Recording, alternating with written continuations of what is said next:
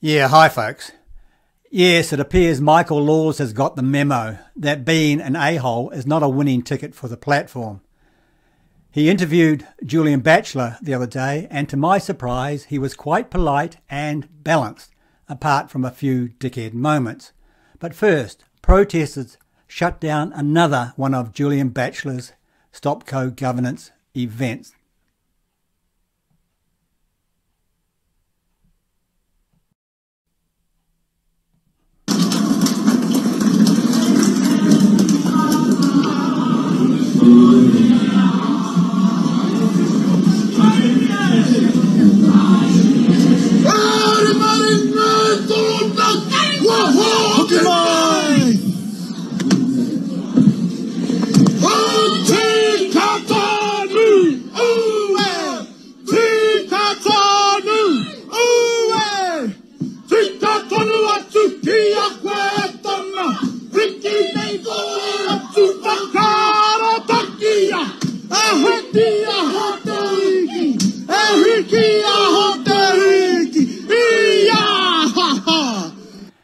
Now, these protesters haven't developed an inch in the last 200 years.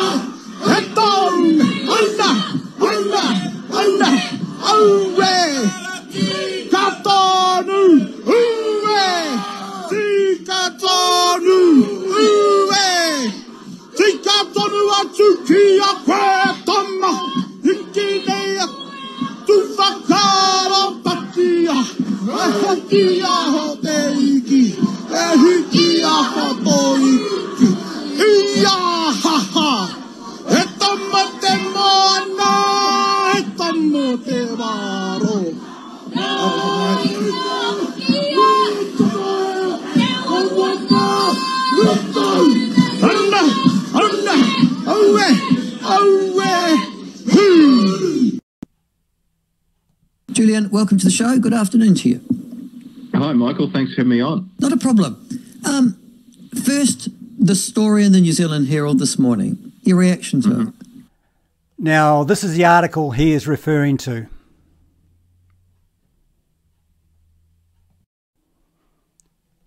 Now, folks, I've posted a link to this article below, and you can waste your time reading it if you want, and you can waste your money buying it if you want.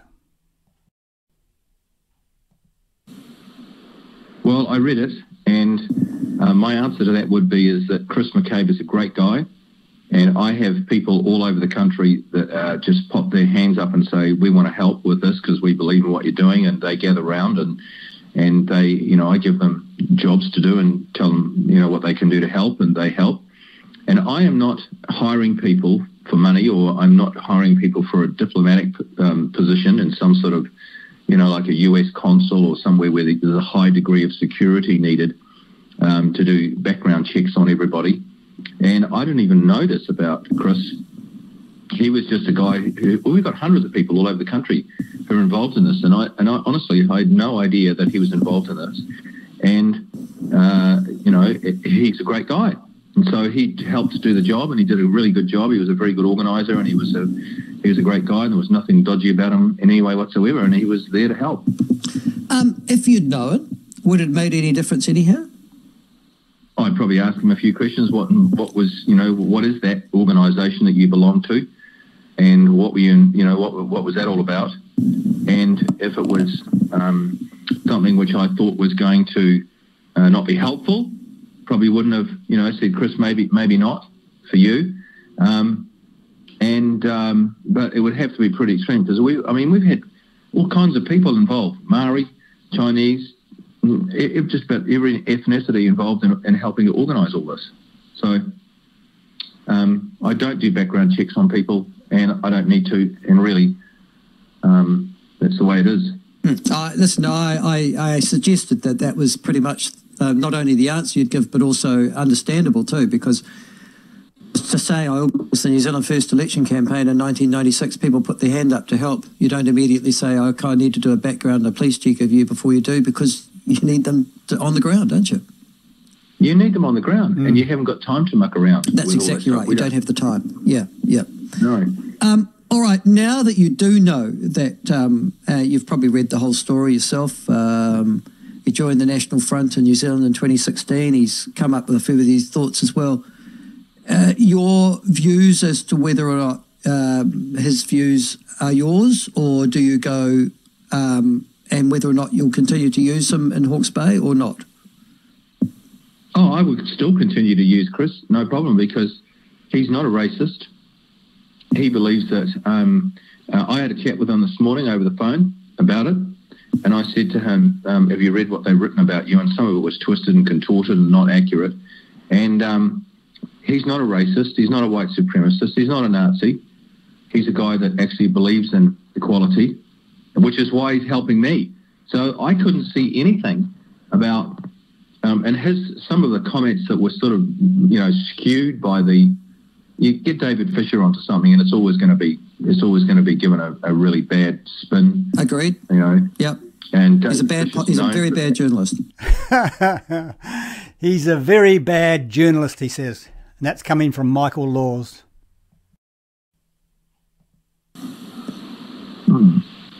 Because I was talking about Claudia Weiss. Anyway, they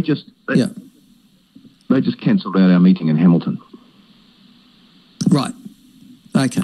So to answer your question, you're booking public. You're booking. Yeah, but I mean, I actually don't agree with your analysis. I don't think the iwi mafia really give a rat's about you, Jolyon, or your cause. They certainly have a different view. But Ngāti Kānunu, etc. Michael, you're misinformed. Haven't you been reading the papers? No, I'm not. I'm better informed than you are on that. Michael thinks it's a pissing contest. He's a really bad journalist because he's twisting things and he's kind of making this subtle association with Chris McCabe and Nazis and with Brendan Tarrant, the guy who shot up all the Muslims down in Christchurch, and kind of reading between the lines, you could get from what he wrote that Chris McCabe is saying it could have been done in a more professional way. Well, that's nothing like what Chris was saying and it would say and has ever said. So David Fisher is just, he's obviously trying to paint a picture here and then associate me with it. They're trying everything. The racist thing didn't stick. So now it's white supremacists, and now it's, I'm associating with Nazis and all this kind of thing. So anyway, we just yawn and keep going. We yawn and keep going. Okay, all right. Now, can I just ask, we had somebody who disparaged you just prior to putting you on the show this morning. He says that one of the stories that you're telling to do with co-governance is that New Zealand was settled by Celtic forebears before Maori arrived in New Zealand. Have you been saying that in your co-governance meetings? No, but I agree. You agree with what? No, I haven't been saying that, but I do agree that there's plenty of evidence around the place. I'd love to give more time to investigate that, but there's some pretty big historians who are saying there's almost no doubt that Maori are not Indigenous, that people were here before Maori. For example, Moriori, and then some ginger-haired white kind of people who were here.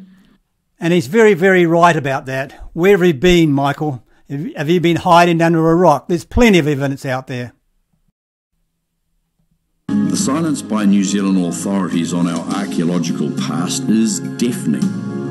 None more so than in the Northland Waipua forest, where in the late 80s, a couple of $1 million was spent of taxpayers' money on an archaeological exploration which discovered evidence of an ancient civilization in a small section of this vast forest. Now, the Turahu is another name for the Petapai Arahi.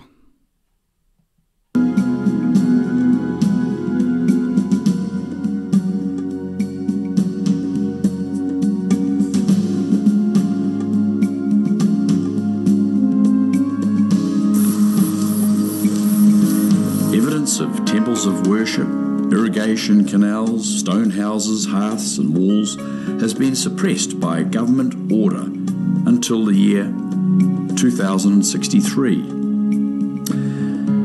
The big question is, Why is this information suppressed? The government must come clean on this, and we as a nation must cooperate to learn more of our past and celebrate these very early mathematicians and surveyors who are the real tangata whenua of New Zealand.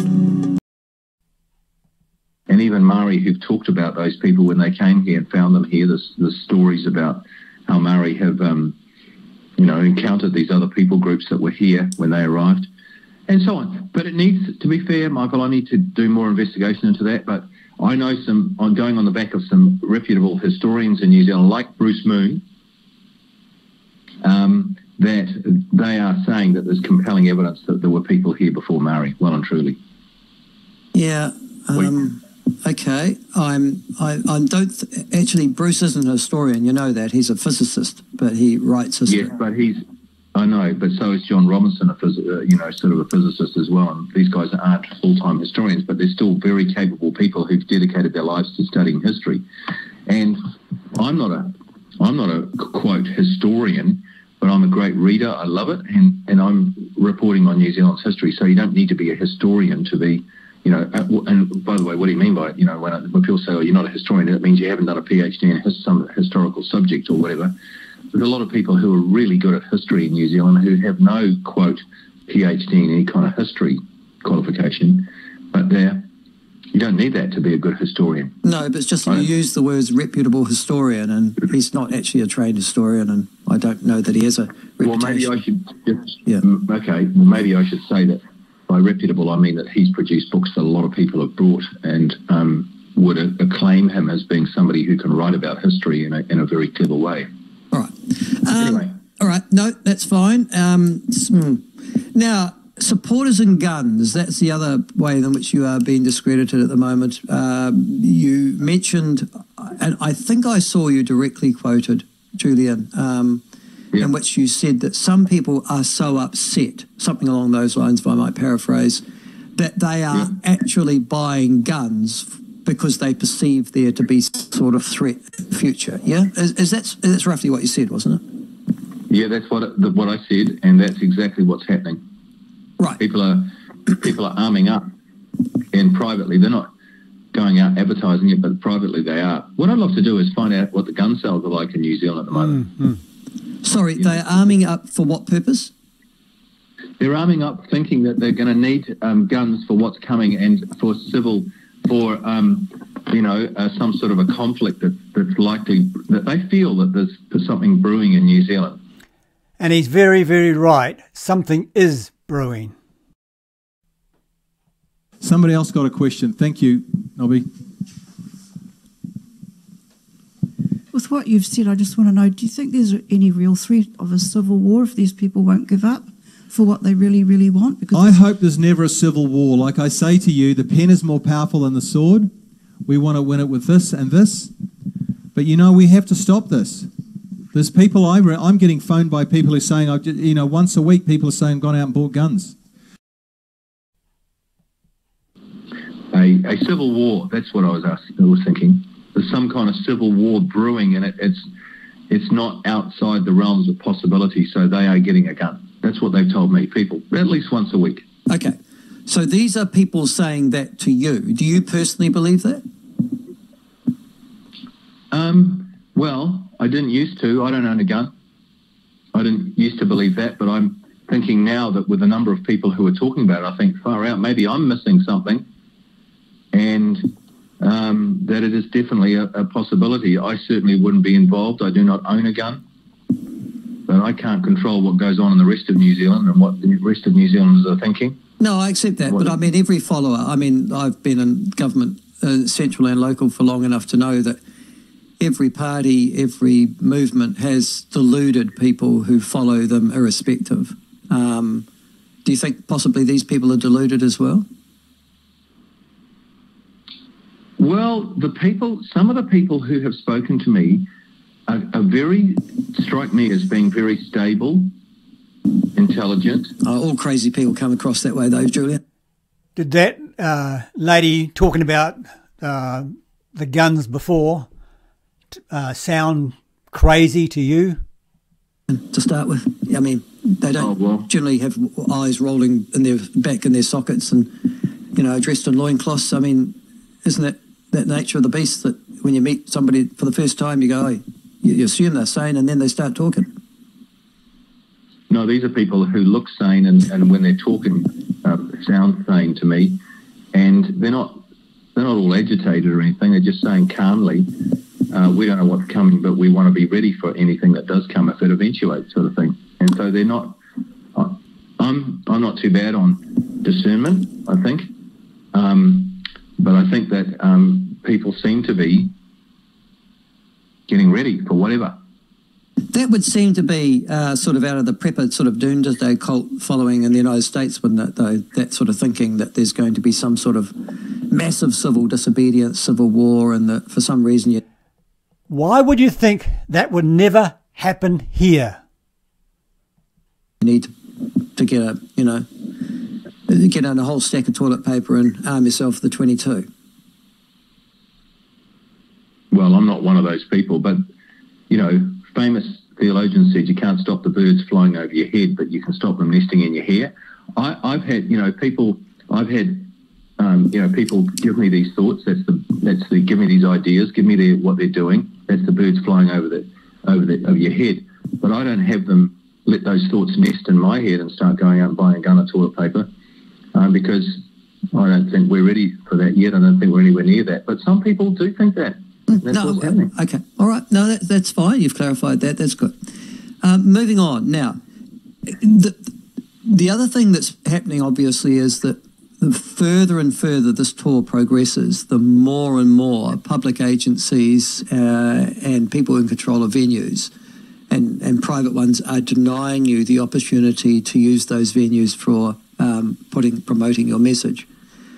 Is that what do you think drives that? Disagreement with what you're saying, or fear at what the protesters might do? No, it's definitely, good question. It's definitely driven by the media, who want to give an impression of our meetings that they're dangerous, that you shouldn't go. There's going to be police. There's going to be protesters, and it's a highly volatile environment, and you know. So I think the media is definitely pushing this because they don't want people to hear the message that I've got, that I'm giving.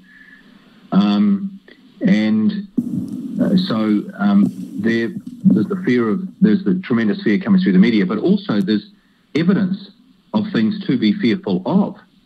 I mean, there were people who were coming into our Palmerston North event and leaving it who were being kicked and punched. I'm talking about people over 70 who are being kicked and punched and having their cell phones knocked out of their hands. I think one lady was going to be on your show today. She might have been with Sean earlier today, I don't know. But there's been quite a level of violence at these meetings from the protesters. Somebody in Hastings lurched at my laptop in the middle of a meeting, hoisted it above her head and chucked it onto a concrete floor. And here it is. Jenny Marnie had come to me privately to say they're ashamed of the protesters and their shocking behaviour. Oh, hey! Hey!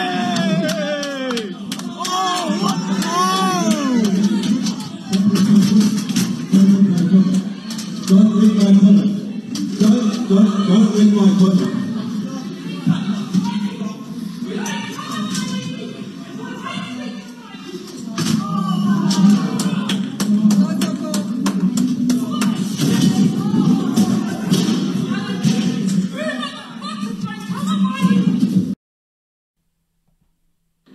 Then went on a rampage like a bull elephant inside the meeting. We've got footage of that. Have you seen it? No, but listen, from what I've seen, I think the protesters have behaved in a completely irresponsible way. I think the woman that ended up getting chucked out of your Palmerston North meeting because she brought a whistle.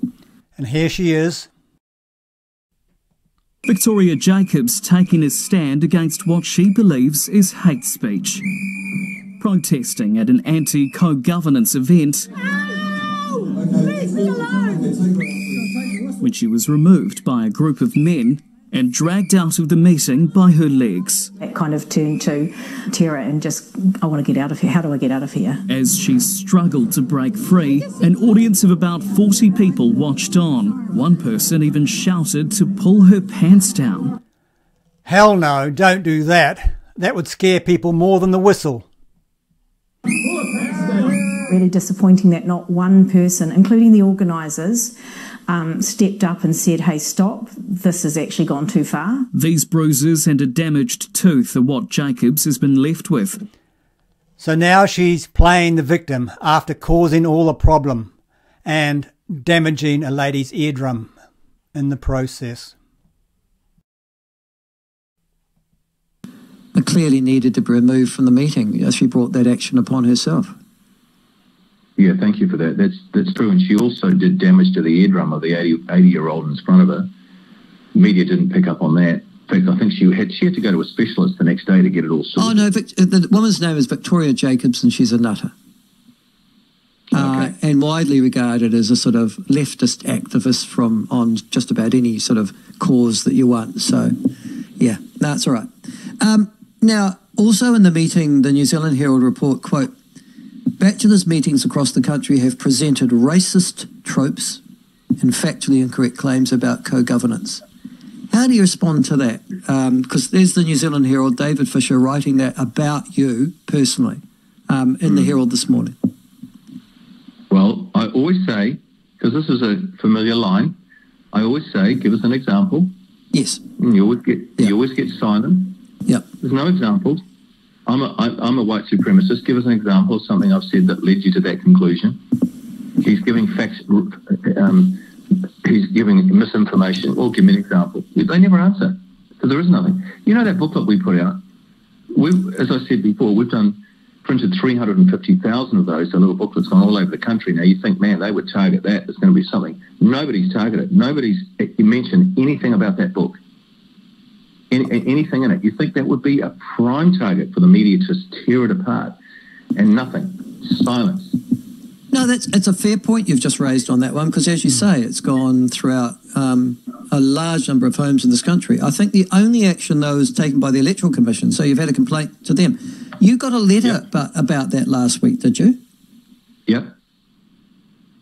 And do you want me to... Well, no, I had the man from the Electoral Commission. Oh, no, I had Graham Edgeler on last week, who is a lawyer. I heard that. That was a very good interview. In fact, I passed it on to my lawyer. Yeah.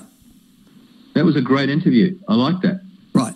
So the basic argument of Graham Edgeler, who is a lawyer skilled in the electoral law area, was that it'd be stretching it to suggest that your publication would run afoul of voter registration or trying to influence the election. And here's the letter.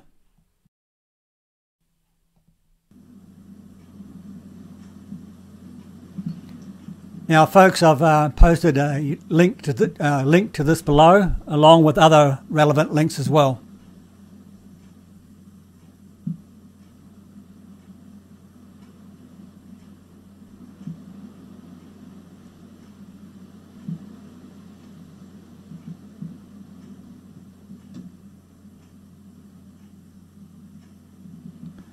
Now, folks, I'll stop it there today.